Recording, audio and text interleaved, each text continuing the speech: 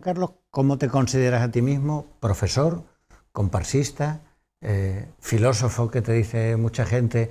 Tú eres profesor de filosofía, ¿no? Sí, pero vamos. Y tú estudiaste filosofía pura. Sí. Entonces, ¿con algo te identificas o con todo? O con... Plenamente no estoy enrolado ni me siento identificado con el gremio de los profesores, no lo he tenido desde el principio, ¿no? Es una parte de mí, evidentemente, pero que no es una seña de identidad definitiva para mí. Con el de los filósofos menos, porque no tengo ningún contacto con ellos, ni comparto actualidad, ni tampoco. Y con el gremio del carnaval, pues probablemente me identifique más, porque sea lo que me ha... sea seguramente lo que me haya hecho sentir las emociones más fuertes y más intensas, para bien y para mal, a lo largo de mi vida, y probablemente sea el campo en el que he conseguido volcar todas mis inquietudes de tipo intelectual, artístico, lírico, cómico, musical, escenográfico, y con un éxito considerable, ¿no? Entonces, pues creo que si me tuviera que quedar con uno de los tres, con el del carnaval, con bastante diferencia. Pero vamos, enrolado, como te digo, en ninguno de los tres me veo, voy un poco por libre. Y a pesar de eso, tú en el carnaval eres un bicho raro, dicho entre comillas, que no eres un tipo homologable, y parece como si tampoco tú hicieras mucha vida gremial, también entre comillas, ¿no? Ninguna, yo no me junto con esa gente. Yo la vida social que hago en el carnaval la hago con los de mi grupo cuando voy a ensayar, que tampoco es mucho, y poco más, porque no es el aspecto de sociabilidad del carnaval lo que me interesa, porque está marcado por todos los procesos de socialización de nuestro sistema, ¿no? Y que son excesivamente correctos cuando no tienen que serlo, e incorrectos cuando tienen que ser más correctos, ¿no? Entonces no me identifico mucho con ellos, porque es que además últimamente el mundo del carnaval, y esto hace décadas ya, ¿no?, se ha tomado esto como un deporte de alta competición, con una obsesión tremenda por ganar el concurso, y eso está muy lejos de lo que es el auténtico carnaval, al menos como yo lo entiendo, como me gusta y como he tenido la suerte de disfrutarlo, al menos en mis comienzos, ¿no? Hay un momento en tu trayectoria de cambio, que es cuando pasas de la chirigota a la comparsa, ¿no? Ese momento, ¿por qué se da? Es decir, ¿por qué que tú has hecho, a mi juicio, ¿no? Es decir, todo esto son opiniones como todo, es decir, los Yesterday es una chirigota mítica, ¿no? Es decir, que te sale un repertorio cuadrado, cuplés, pasodobles que todavía canta la gente, es decir, que en los que hacéis música popular o folclore popular, el momento clave es el momento donde aquello que habéis hecho vosotros pasa al acervo popular. Y los Yesterday, por ejemplo, lo canta cualquiera, no uno, sino varias de las cosas que de los Yesterday. Pero hay un momento en que tú decides salir de la chirigota y entrar en la comparsa, porque es más fácil, porque te permite llegar a más público. O sea, no decidí en ningún momento dejar la chirigota. Lo que ocurre es que yo tengo una vertiente lírica que la chirigota te permite hasta cierto punto, ¿no? Para que te explayes del todo, mucho mejor bienvenida a la comparsa. Y había recibido ofertas de los mejores grupos de Cádiz, y de momento no me seducía la idea, pero hubo una última oferta que es así, muy tentadora, que fue la del grupo de Ángel Subiela cuando se separó de Antonio Martínez Ares, y me lo pensé mucho porque yo sabía que era una decisión delicada. O sea, mi intención era seguir, de hecho seguí un par de años con la comparsa y la chirigota, pero yo sabía más bien que si hacía eso y la comparsa triunfaba, iba a ir en en perjuicio y en detrimento de la chirigota, ¿no? Como así fue, y de hecho el grupo de la chirigota, tras 2 años de rivalidad injusta, ¿no? Pero que era así, con la comparsa, pues decidió abandonar, ¿no? Y yo ya seguí con la comparsa. Fue un accidente, no fue calculado, pensé seguir adelante con las dos, pero hubo un momento en que ni me dieron a escoger. La chirigota se fue y me quedé con la comparsa. ¿Y es más difícil escribir una chirigota? Mucho más. O sea, la chirigota es la modalidad más exigente, también la más completa, y cuando brilla es la que más brilla, ¿no?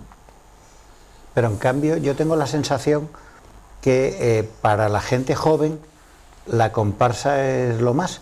Es decir, hay cantidad de gente joven en Andalucía sobre todo, ¿no? Que ha sustituido los grupos de pop español o incluso inglés por comparsas, ¿no? Ya. Tú sí, no sé si tú viajas con la tuya, ¿tú sueles viajar con la tuya? No suelo viajar con la mía, porque si viajo es para hacerme fotos nada más, y no se me queda aquí, ¿no? Digo porque que cuando se va por ahí, yo veo que hay comparsas que van a Huércal o Vera, o Lula del Río, o sea, que toma por culo, ¿no?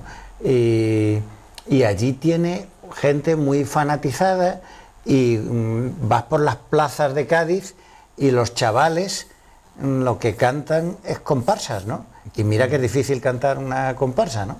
Sí, pero es que, claro, la cuestión mediática es fundamental. Primero, las grandes pasiones en el Carnaval de Cádiz la ha levantado la comparsa, ¿no? Primero Paco Alba, luego Antonio Martín, Enrique Villegas y los que vinimos detrás, ¿no? En chirigota, pues, te ríes, unos años más, otros años menos, también hay cosas muy bonitas desde el punto de vista lírico y musical, pero la comparsa tiene esa magia que es la que desata la pasión del público, ¿no? Entonces el tono mediático de la comparsa es muy superior, y eso es a lo que le llega a la gente, y sobre todo a la gente joven, ¿no?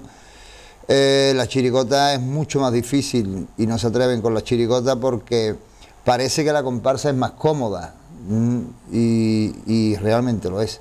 La chirigota, desde el momento en que te exige literalmente hacer reír, y hacer reír cantando, que es una de las cosas más difíciles que hay, pues ya mucha gente sabe que ahí está limitada, y como que ni se lo plantea, ¿no? Entre la enorme dificultad que tiene la chirigota y el tono de estrellas de Hollywood que le dan muchos medios de comunicación, y el ambiente de las redes sociales a la comparsa y a los comparsistas, ¿no? Pues lo que hace que el público que está empezando, que quiere hacer algo de carnaval, tire mucho más por la línea de la comparsa que de la chirigota. Fíjate que hay los carapapas, es todavía, iba a decir peor, bueno, es todavía más llamativo que tú, que los carapapas empezaron, que salían al escenario 8 o 9 sin guitarra. Y era como una reivindicación de la chirigota de principios del siglo XX, sin instrumentos, el pito de caña, bombo y caja, ¿no? Tú que pasaste de la chirigota a la comparsa, y ahora todo el mundo parece que está empujando a ver a Luque, a decirle, a ver cuándo te pasas a la comparsa, a ver cuándo te pasas a la comparsa, por decirte varios casos, ¿no? Y en cambio, aquello que yo creo que le ha dado mayor impacto a la comparsa ha sido la televisión. No sé por qué, yo creo que tienen en Canal Sur ese concepto tan sevillano de las chirigotas, y entonces ellos hacen la retransmisión y luego dicen especial chirigotas. Bueno, el mundo de la comparsa es que ya, como te he dicho antes, levanta muchas más pasiones, entonces siempre va a estar ahí, ¿no? Hubo una época, que fue la década de los 90, en la que la estrella del carnaval fue la chirigota, pero ya después volvió a venirse abajo y la comparsa anduvo así, ahora está un poquito más en alza otra vez, porque además los nuevos sistemas telecomunicativos a la chirigota la han reventado. Le han reventado las posibilidades de humor, porque en cuanto surge algo, en las redes, antes de que tú escribas nada, ya hay 1 millón de chistes, con lo cual existe el riesgo de que te digan que sí lo has copiado. Y sobre todo las reposiciones, ¿no? Las reposiciones en YouTube a las chirigotas las queman porque el humor, aunque tenga contenido, si no tiene contenido ya para qué te cuento, ¿no? Pero las redes queman el humor de una forma bárbara y así cuando una chirigota a lo mejor ha caído muy bien y muy simpática, la gente se ha reído mucho, se ha puesto a verla y la ha quemado, y cuando llega el segundo pase pues ya no le hace gracia a nadie, ¿no? Es muy ingrato, ¿no?, la situación que está ahora mismo la chirigota con respecto a estas circunstancias sociales que además no van a cambiar. Es curioso la trayectoria tuya, que has hecho siempre unos repertorios radicales, no en el sentido político, sino en el sentido de mucha exigencia y muy comprometido y muy fuertes y tal, y incluso rayando con un cierto malditismo, no sé, o sea, dicho no como un elogio, no como una crítica, ¿no? Es decir, que no te has cortado jamás nunca de escribir nada y en cambio has tenido un éxito extraordinario, ¿no? Es decir, que cuando lo habitual en la sociedad de consumo es que aquel que se pone en el centro de la corriente y pues va más rápido porque baja con la mayoría de la gente, ¿no? Y tú siempre has ido a contrapelo, ¿no? Sí, pero es que, a ver, ese es el sentido del carnaval. El sentido del carnaval no es ir a favor de la corriente. Y a mí me duele mucho, ¿no?, que muchas veces me hayan tildado de polémico o maldito, ¿no?, por ese tipo de letras, ¿no?, que van en contra de la corriente o que meten el dedo en la llaga y rebañan, cuando el carnaval es para eso, ¿no?, y esa debiera ser la norma, no la excepción. Pero como movimiento puro que es, porque el carnaval no sé si todavía conserva su pureza, pero era un movimiento puro y por eso, en un mundo tan desencantado y tan inauténtico, todavía sigue levantando tantas pasiones y el secreto y el encanto está ahí. Eso es mucho más puro que escribir a favor de la corriente para intentar quedar bien con las instituciones, con las redes, con los órganos de poder que te dan los premios o los contratos, la televisión y todas estas cosas, ¿no? Eso el público parece que lo agradece, pero después empieza a quemarse muy pronto de todo eso porque lo ve muy preparado, muy fabricado, muy poco auténtico, muy poco espontáneo, muy poco puro y como tal muy poco carnavalesco, ¿no? Esa no es la esencia del carnaval. Y creo que la gente ya se está dando cuenta. Hubo una época en que las comparsas y las chirigotas de laboratorio, como yo las llamo, diseñadas por y para el concurso y pensando en el público que había en el teatro en ese momento, consiguieron un notable, no sobresaliente, pero sí notable éxito. Se empezó a premiar y lo que se premia se convierte en referencia, ¿no?, en modelo a imitar. Y entonces esa corriente ya pues se saturó. Y al irse saturando ya el público empezó a no quedar tan encantada ni tan conforme con ese tipo de carnaval, ¿no? Y volvió a apuntar otra vez, volvió a girar de óptica y a mirar a lo que era puro, a lo que era espontáneo, como ha sido siempre nuestro carnaval, ¿no? Por eso me encanta tanto el de la calle, ¿no? Pues fíjate tú que yo veo que nunca ha sido tu caso, pero en general veo que muchos autores piensan en el aplauso, lo que tú llamas agrupaciones de laboratorio, ¿no?, que a la hora de escribir piensan, te voy a decir un ejemplo que leí en el Diario de Cádiz, de Pedro Manuel Espinosa, en que escribió este carnaval, un poco la historia de cómo surgen los piratas. Y entonces hay un momento que a mí me resultó lo más significativo de todo, el pasodoble famoso de Martínez Ares de Con permiso, buenas tardes, que Subiela le pide a Martínez Ares que escriba un pasodoble relativo a la violencia machista, doméstica o como dicen las feministas de género, ¿no? Y que era la manera de llegar, en la final, arrastrar a la gente. Y a Martínez Ares no le salía y tuvieron una discusión y luego se coló con ese, que bueno, que luego se ha cantado tanto, ¿no? Es decir, que hasta los que conocen ese mundo del Falla y Van Ael y tal, saben un poco que en qué momento hay que levantar el aplauso, ¿no? Claro, vamos a ver, eso siempre de hecho de forma puntual, pues sí, ¿no? Pero no debe necesitar ser buscado. O sea, debe de salir de forma espontánea del alma del autor o incluso del grupo, ¿por qué no? ¿No? Si a lo mejor el autor está pasando un bache y no la ve y el grupo sí la ve y se la pone por delante, pues es de recibo tomarla, ¿no? Pero eso, ¿no? Movimientos espontáneos, ¿no? Estamos hablando del ejemplo que tú me has puesto del año 98, ¿no? Eso sí, entonces no había ni ley de violencia de género ni nada, ¿no? Entonces sí podría ser un compromiso muy carnavalero, ¿no? Ese de adelantarse a los tiempos, de ser vanguardia, ¿no? Hecho ya después de que la ley de violencia de género exista, ¿no? Y penalice de la forma que penaliza, pues ya seguir cantando sobre lo mismo ya sí es ir a favor de corriente, ¿no? Y ya eso empieza a no colar tanto como antes. Por ejemplo, cuando tú escribes un pasodoble de los últimos más famosos tuyos en contra de la gente que viene a hacer el botellón, era de los millonarios, era, que luego lo ha utilizado incluso el ayuntamiento en la publicidad en contra de eso y tal, ¿no? En el impulso que a ti te lleva a escribir eso es el impulso de satisfacer ese, entre comillas, patriotismo gaditano o tal, o...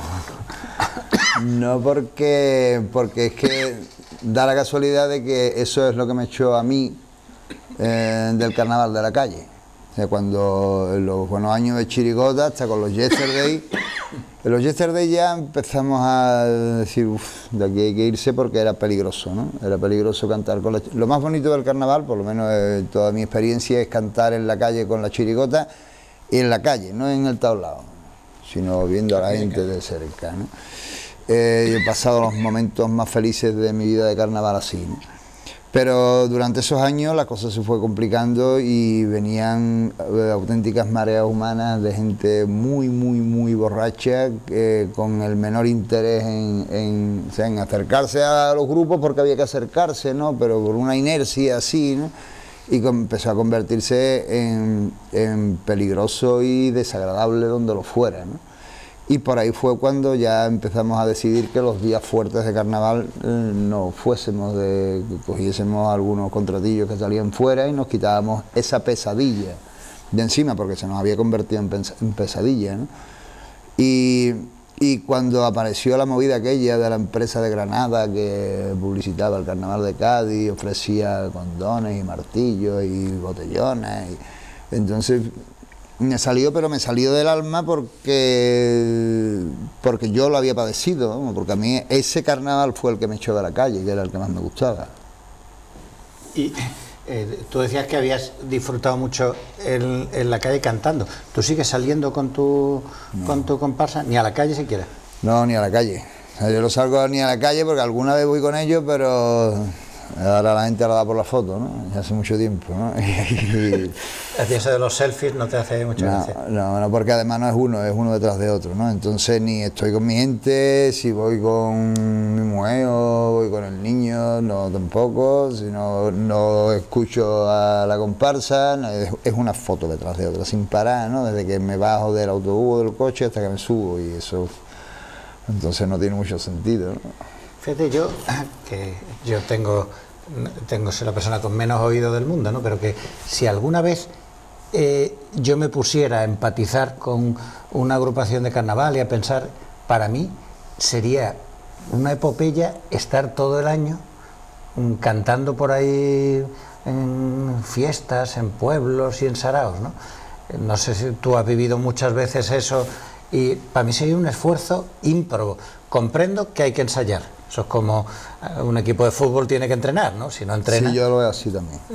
Pero luego dice, ahora llega el mes de agosto, vete a no sé qué pueblo de Jaén a cantar allí. Yo me moriría. Yo es que no sería...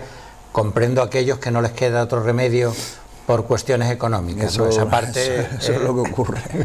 Eso es lo que ocurre, pero es tremendo. Yo cuando veo la agenda de ellos y sé dónde están y que ahora tienen que coger carretera o quedarse en un hostal de esto, el más barato que haya, para por la mañana irse a la otra punta de Andalucía, lo sufro por ello, porque yo hace mucho tiempo que me corté la coleta.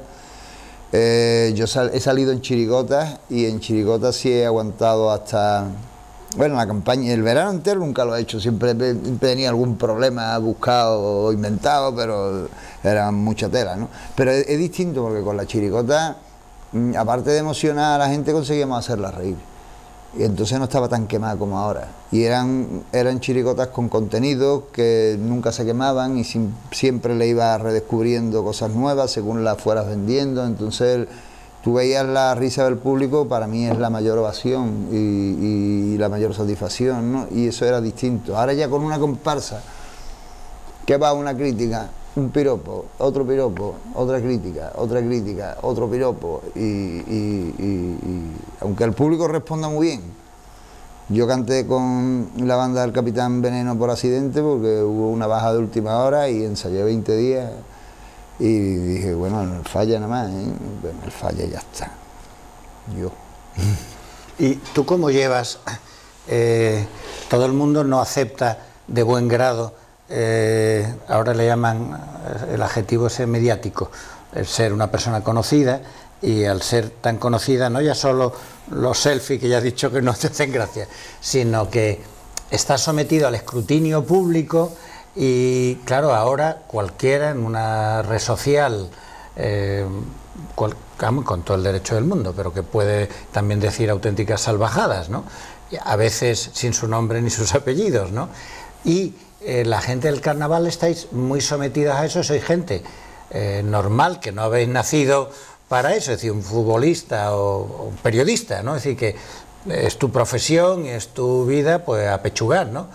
En el caso tuyo no es tu profesión, es una parte importante de tu vida, pero no es tu profesión. En cambio, estás sometido a ese escrutinio, a esa mirada, a esos comentarios sobre todo lo que tiene que ver contigo, ¿no?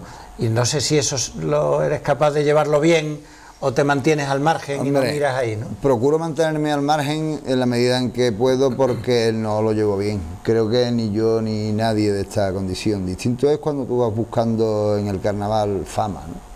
Como le pasa a mucha gente. Y como dije un día, si la gente supiera lo puta que es la fama, seguro que estudiaba filosofía, ¿no?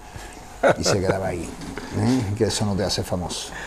Yo la fama la llevo mal, muy mal, ¿no? Yo cambiaría todo lo que tengo por recuperar el anonimato que tenía antes de empezar todo esto, ¿no? Porque no me gusta estar siempre en un punto de mira en el que te están, como tú has dicho, ¿no?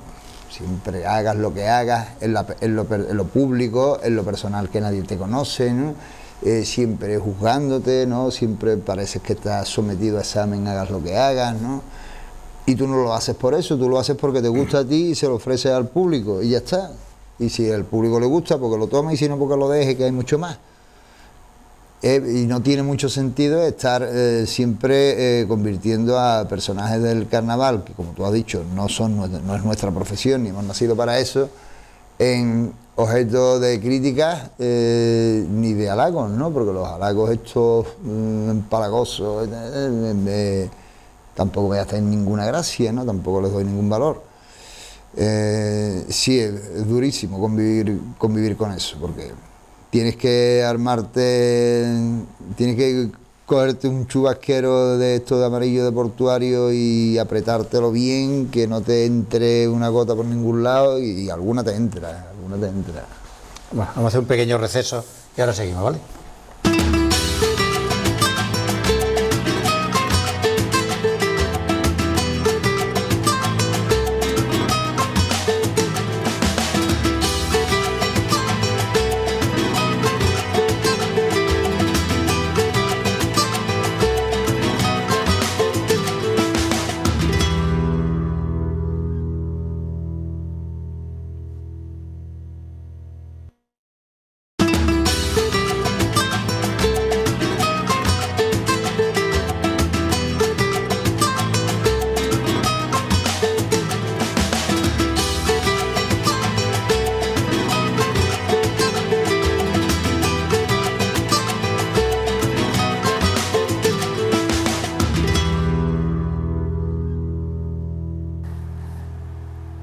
De todas tus agrupaciones, ¿cuál es la que tú...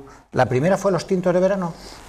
No, la primera en Chirigota, dejando los coros a un lado, porque eso no eran autoría completa mía, ni idea mía, ni nada. La primera sí mía del todo, de idea y de contenido, fue un pedazo coro, fue la que precedió a Los Tintos de Verano.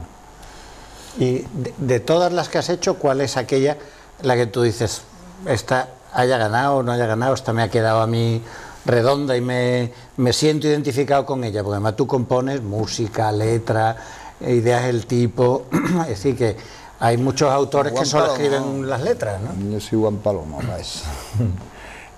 Si me quedara con una, pues me quedaría con Los Tintos. Los Tintos. Y me dirían, ¿por qué no con los Yesterday? Porque ya a los Yesterday les gustó a demasiada gente. Y yo soy muy mío. Entonces Los Tintos fue más completa en el sentido de que tuvo en la calle el reconocimiento que, aunque sí tuvo en el teatro, porque Los Tintos echaban abajo el teatro cada vez que cantaban, no tuvieron el refrendo del jurado, ¿no? Fue el primer gran cajonazo, ¿no? En mi casa tengo todavía el trofeo que daban entonces. Y después en la calle me lo pasé tremendo, ¿no? Con un pedazo coro también, pero con Los Tintos más, ¿no? Además era un grupo que no necesitaba interpretar porque Los Tintos de Verano eran ellos, ¿no? Y éramos muy colegas y teníamos una sintonía muy especial y muy necesaria, ¿no? Para formar parte de una chirigota que cuaje. Y las sensaciones cantando con la gente y la gente alrededor nuestra y ese punto gamberro que teníamos, que notábamos que era carnaval puro. Eso fue... Tengo muchísimas experiencias, ¿no? Que te podría poner casi al mismo nivel, pero como me ha dicho, quédate con una sobre las demás, pues me tuviera que dar con una aquellas noches en la calle. Yo he de confesarte que a mí, las cosas que tú has escrito, me han gustado aquellas en donde has sido siempre más gamberro, a mí me resulta siempre más interesante el que va a contrapelo, ¿no? Es decir, vale, que el que hace, y aquella cosa que los Yesterday de ese estilo, que es original, ¿no? Es decir, oye, todo el mundo que si Cádiz, patrimonio de la humanidad, pues tú coges y le das la vuelta a aquello que piensa todo el mundo y consigues que la gente que estaba súper de acuerdo con esa idea aplauda una cosa en la que tú termines un mojón para los humanos, ¿no? Sí. Es que claro, es que volvemos a lo mismo, carnaval es eso. Yo creo que yo lo entiendo bien. Yo creo que yo lo entiendo bien. Al hacer esas cosas transgresoras de alguna forma, ¿no? Subversivas, contracorrientes. Yo recuerdo uno de las cosas que han dicho de mí que más me ha gustado fue una vez cuando el revuelo de la Serenísima, que iba en el guión, pero que bueno, que hubo que aguantarlo, ¿no?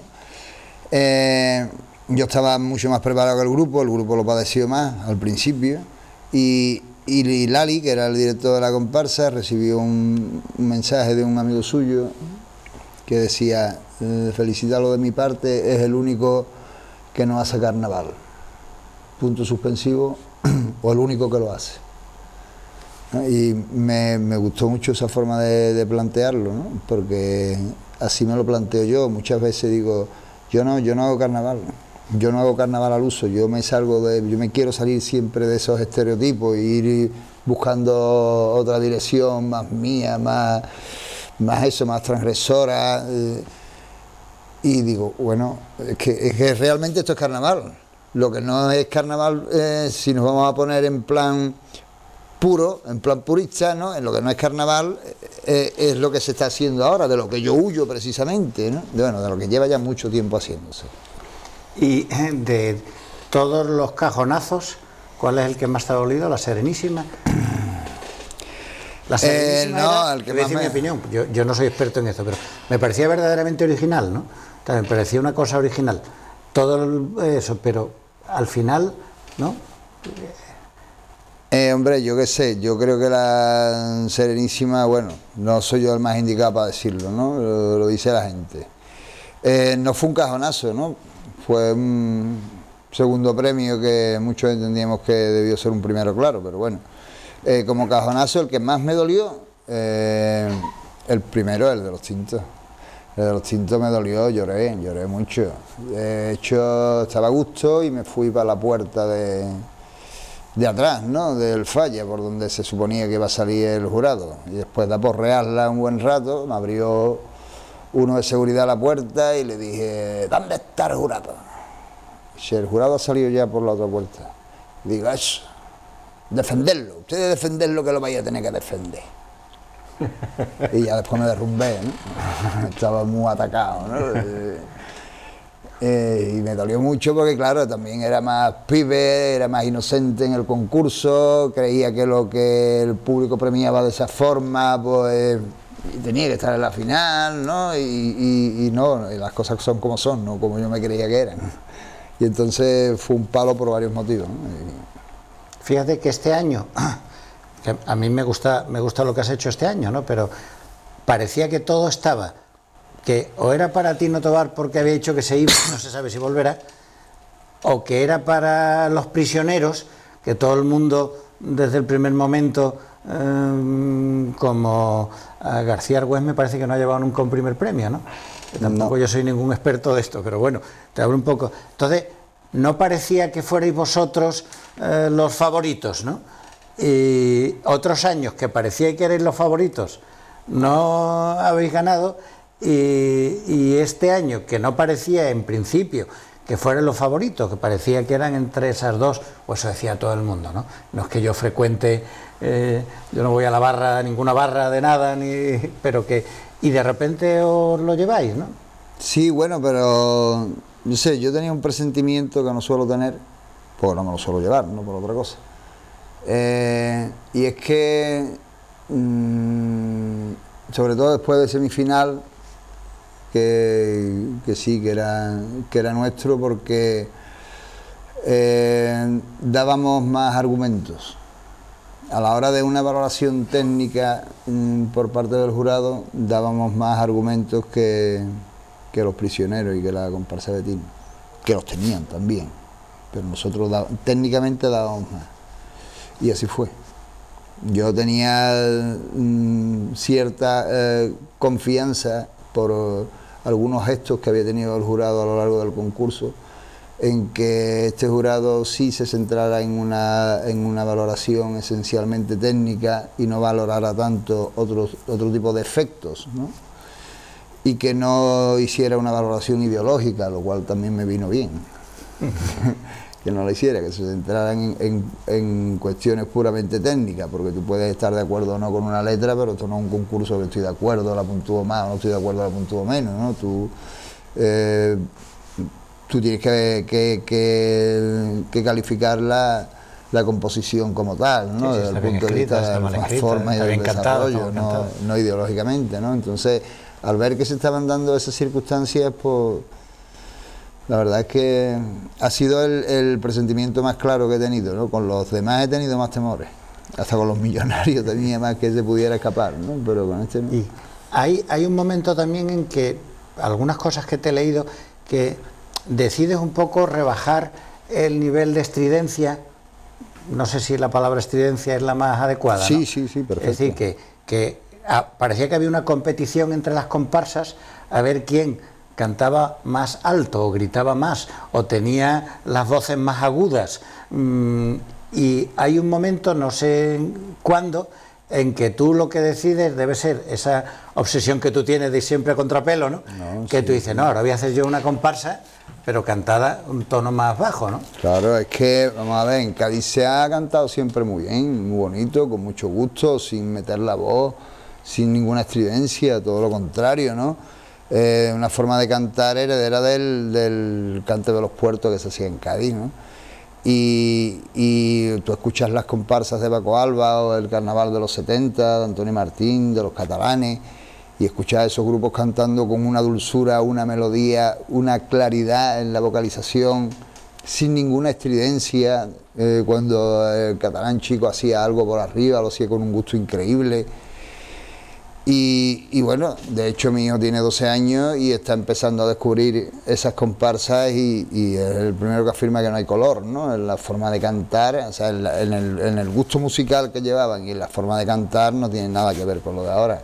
era muchísimo más bonito, y yo siempre he sido un enamorado de esa forma de cantar y he querido recuperarla. Lo que pasa es que cuando me instalé en comparsa coincidió con el fenómeno Octavilla, ¿no? Era a ver quién cantaba más fuerte, más alto, y a ver quién rizaba más el rizo sobre el rizo rizado. Y como además había un público, no en Cádiz muy poco, fuera de Cádiz, que eso lo ovacionaba y lo super ovacionaba, pues se convirtió en tendencia, se convirtió en moda a seguir, y entonces pues yo también la padecí en mis grupos, ¿no? Además, estos individuos, ¿no?, que querían ser los protagonistas del grupo a toda costa, tenían mucha habilidad para ir colando sus voces de forma que tú las fueras aceptando, y ahora no, yo doblo a este por arriba porque queda mejor, porque así es fina con la... Y tú, bueno, al grupo también hay que darle vida, ¿no? Y cuando pasaba todo y ya escuchaba el disco, que cuando escuchas en frío lo que has hecho, pues no me gustaba. Entonces yo me pasé cantidad de años que no escuchaba el disco de mi grupo, porque no, digo, además la sensación era muy desagradable, ¿no?, de mucho desazón. Digo, esto no es lo que yo he hecho. Se han cargado la intención de la letra, se han cargado el argumento musical del paso doble o de la cuarteta. Digo, esto no es, tío, esto no es. Y a lo mejor el año siguiente iba con el firme propósito de que eso no pasara, y me volvía a pasar, ¿no? Hasta que ya cogí el grupo de Los Millonarios, que era un grupo virgen conmigo, ¿no? Y cuando es virgen contigo, pues te aceptan más. No tenía grandes estrellas de Hollywood, ¿no? Entonces su fuerte era hacer grupos, y conseguimos que afinarlo como queríamos, ¿no? Que modularan los volúmenes, la armonía, que no sobresaliera nadie, notas altas, y conseguimos un timbre hasta hoy que yo además creo que el público agradeció bastante, que se echaba de menos, ¿no? ¿Y tú crees que eso va a hacer, porque como tú has dicho, cuando una agrupación tiene primeros premios, suele marcar tendencia, ¿no? ¿Tú crees que eso puede provocar un poco de reflujo del octavillismo? Hombre, yo espero, ¿no?, espero por el bien del carnaval que eso marque, porque además es más sencillo, no necesitas tener, ya te digo, ninguna estrella de Hollywood, y quien brilla es el grupo, y lo que luce es la música y la letra, ¿no?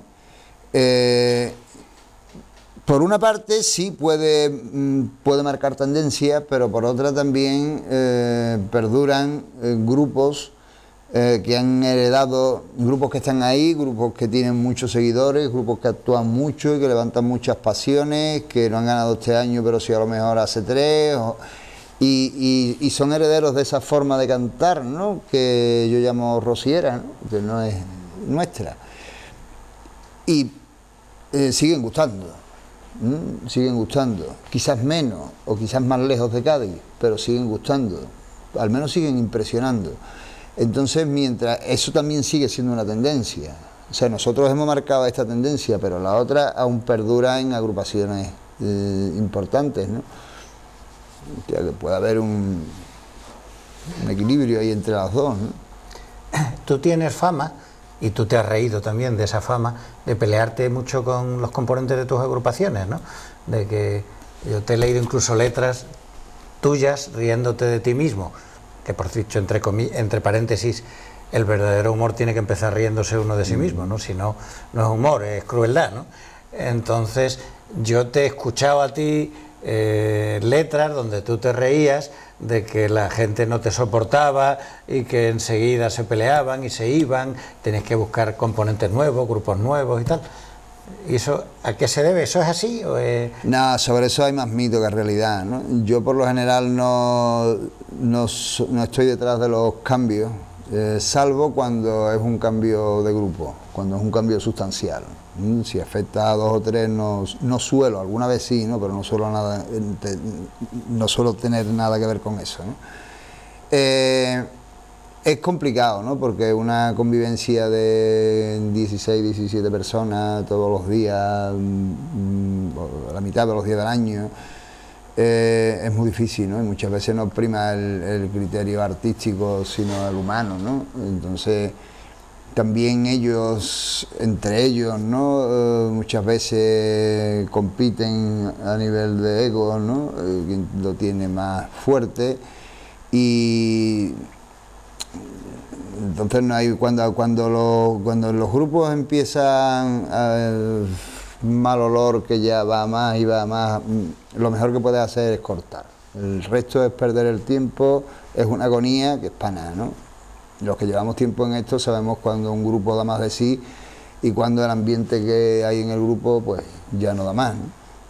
Entonces más vale que cambie y le ofrezca a la gente otro trimbe nuevo, otras caras nuevas. Y yo por lo general te digo que no estoy detrás de eso, ¿no?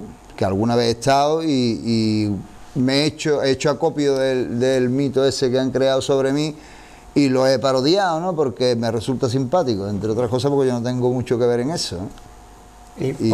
Porque tú no te involucras en el día a día, si tú vas a los ensayos, te dedicas a afinar,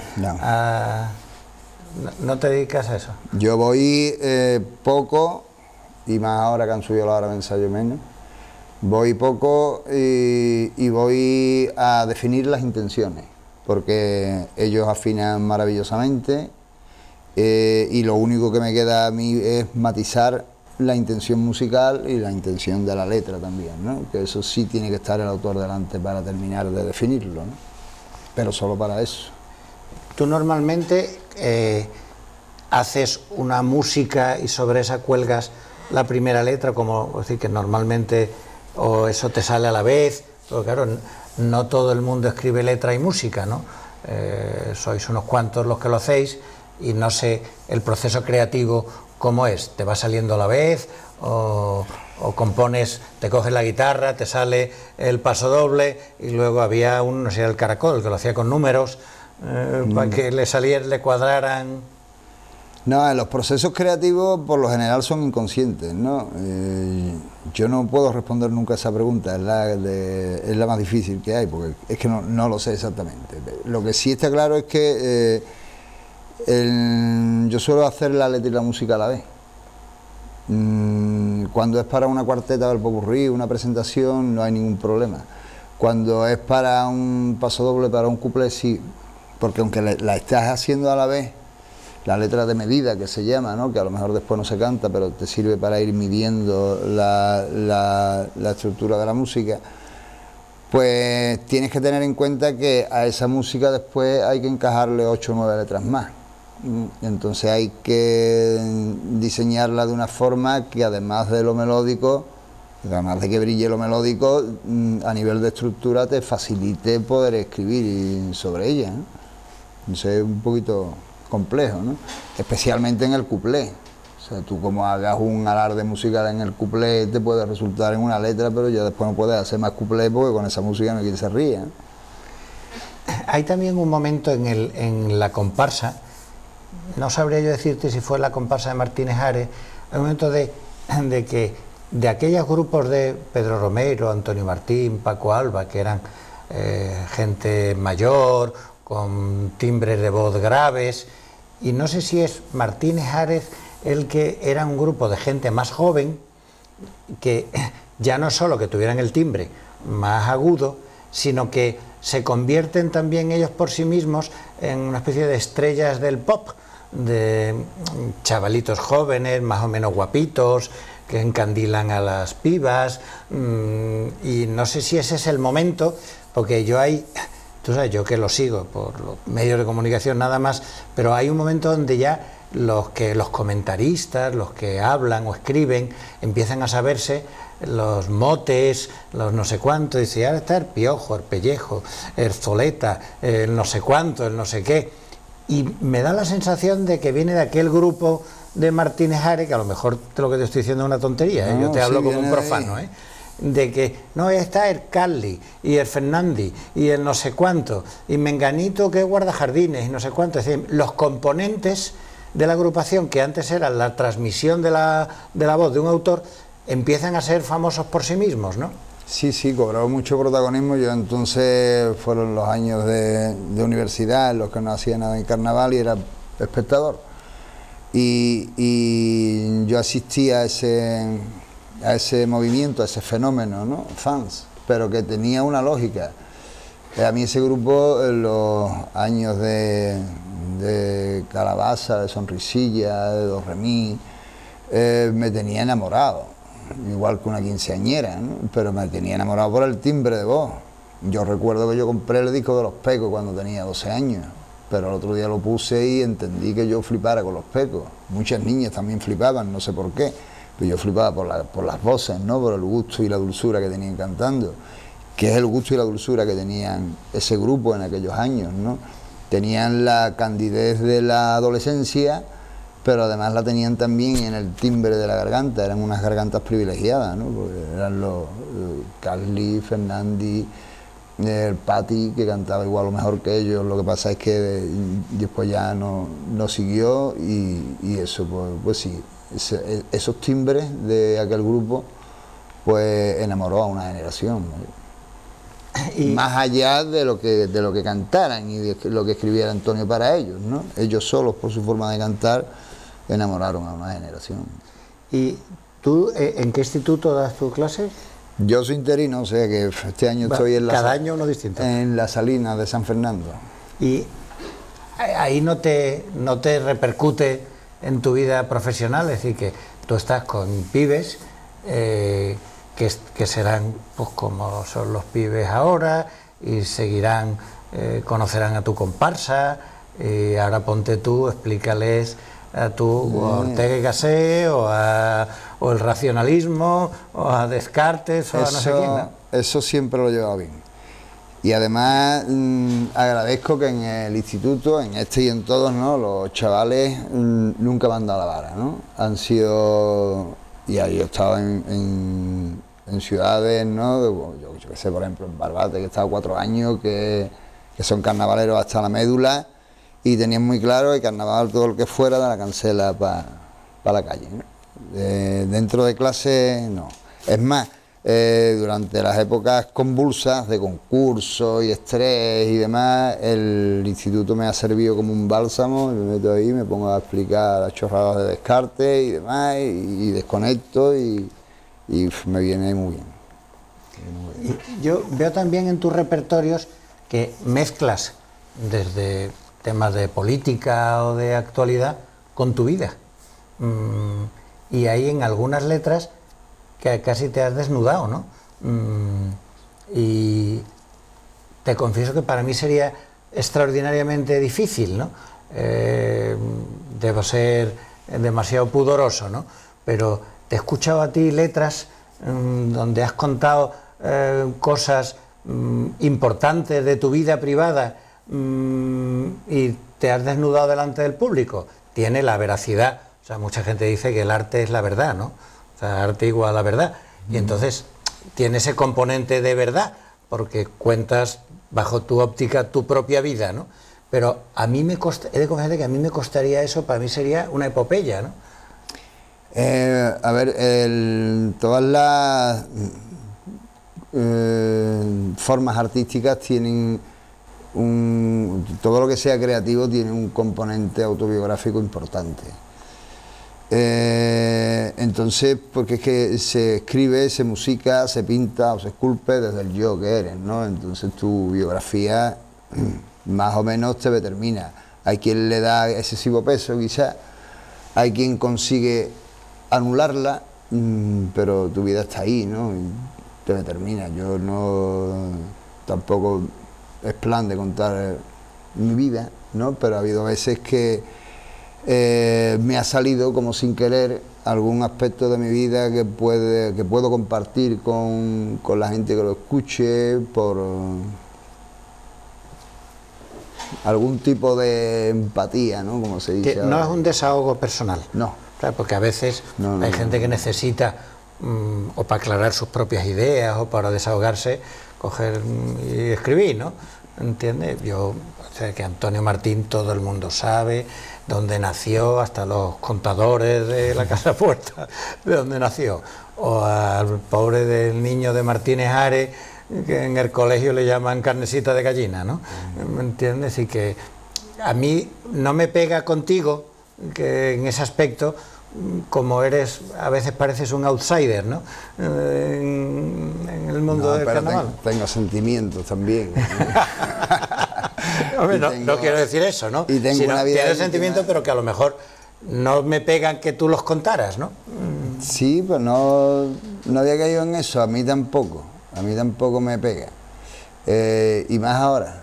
O sea que tú no es famoso donde naciste, tú, si en una casa de vecinos, en un bloque de pisos de los Ducados. No, pero es que muchas veces la inocencia te hace contar las cosas, ¿no? Y a medida que vas perdiendo la inocencia, en ese sentido, la cuestión íntima de tu vida eres más reservado, ¿no? Entonces ya soy mucho más reservado. Bueno. Y has tenido también a lo largo, ¿cuántos años llevas tú ya en esto? Yo un porrón. Yo llevo desde... ¿Llevas a los míticos 25 años, llegas ya o no? No, paso. Yo llevo desde... ¿Y no te han dado el antifaz de oro todavía? No, yo llevo unos 30. ¿No te han dado el antifaz de oro todavía? No. ¿Ni te han propuesto ser pregonero de nada? No, yo tengo un testamento que en uno de estos libros de ensayo que publiqué, por qué el antifaz no y por qué el pregón no. Al final te va a pasar como a mí, ¿eh? Que gana uno fama de si eso, y entonces lo que hace es quitarte los moscones de alrededor. Es una forma de quitarte los moscones de alrededor. A mí, me viene del carajo, no nadie viene a darme el coñazo, vente a dar una charla. Ya saben no que se trata de ser un cieso, se trata de parecerlo. Está bien. Porque como la gente que no es muy perspicaz se deja guiar por las apariencias, dicen, ese es un cieso. No es un cieso, lo parece, pero para ti lo es. Por tanto, no te acerques. Bueno, y una última pregunta. ¿Has tenido, esto no sé, igual te suena corporativismo, a todos estos años has tenido de vez en cuando algún roce con el periodismo, ¿no? No, hace tiempo que no.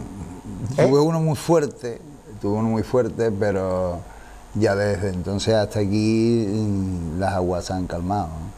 Y el tono de la prensa conmigo y con el... No es porque sea conmigo, con el carnaval en general ha mejorado bastante. Se ha hecho mucho más agradable, mucho más amable. La crítica no ha sido tan derrotista ni tan... La crítica divertida es la derrotista, como tú bien sabes, ¿no? Eso de la crítica constructiva es un rollo, pero, Juan Carlos, tú lo sabes bien. Sí, ya. Crítica constructiva. No, y de hecho yo... Eso como la envidia sana. No existe, ¿eh? Eso no existe.